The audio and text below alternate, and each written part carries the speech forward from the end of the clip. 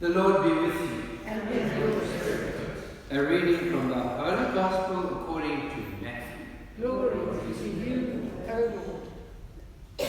At that time, one of the 12, who was called Judas Iscariot, went to the chief priests and said, "What would you give me if I deliver him to you?"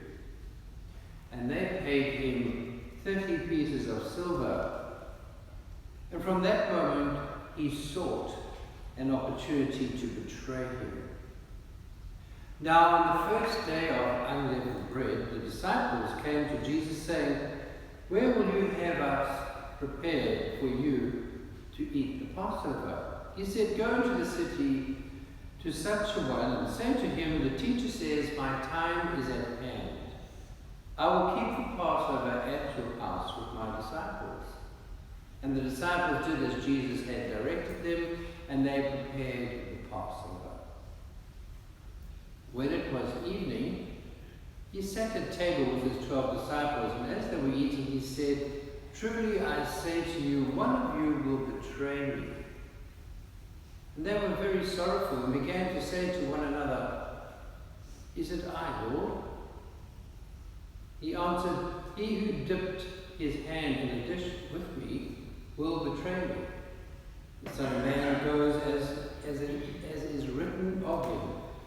But woe to that man by whom the Son of Man is betrayed. It would have been better for that man if he had not been born." Judas, who betrayed him, said, "Is it I, Master?" And he said to him, "You have said so." The Gospel of the Lord. Praise to you, Lord Jesus Christ. As we celebrate this Holy Week, there's a great truth in the interplay between Jesus and Judas. And if we try to associate the words that Judas is saying and Jesus is saying, we will start to understand more and more of our own humanity and our own way of reacting to divinity in the world and to the presence of Jesus. So we have Judas. And it is quite clear, he goes and he says, "What will you give me?" Very clear. If I, so he's putting himself as the most important person in the story, in this reality. How often do you and I do that? In our families, in our church, wherever we go, how often do we put ourselves as the main actor or actress? That's what Judas was doing. But not only was he doing that, he was saying, "You must give me something for playing the main man." So he's saying, I deserve something for what I'm doing. Not something that I can give to anybody else, but something for me.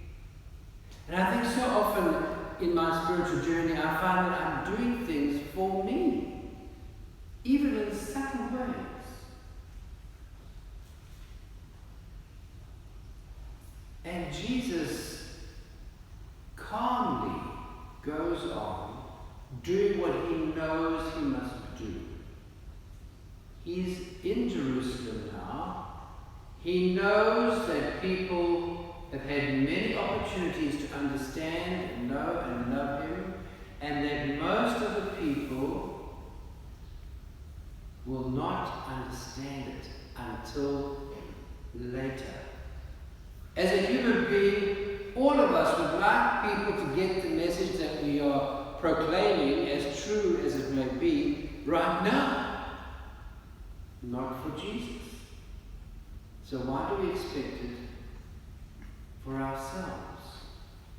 So here is Jesus with this divine relationship with his Father, understanding that this is going to be a difficult time, and so he comes into Jerusalem. He knows he's going to be betrayed, and he continues to be the selfless person. He said, let us do what everybody else is doing now. Everybody else is having Passover. Let us have a Passover. So he goes into what is normal in society in the Passover, but there is a twist, because he always takes things deeper.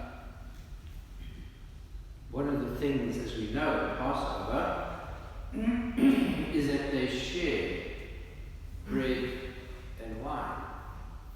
The father of the house hands it out. And once again, he doesn't pinpoint Judas. He's not saying, you are the problem in Matthew's Gospel. He says, everybody's eating, and he says, one of you who are eating with me is going to betray me. They all say, is it me? Is it me? Is it me? Is it me? And then Judas specifically is highlighted that he also says the same thing. And all Jesus says is, you have said so. That's all he says. He didn't say, yes, Judas, it is you. You're the bad one.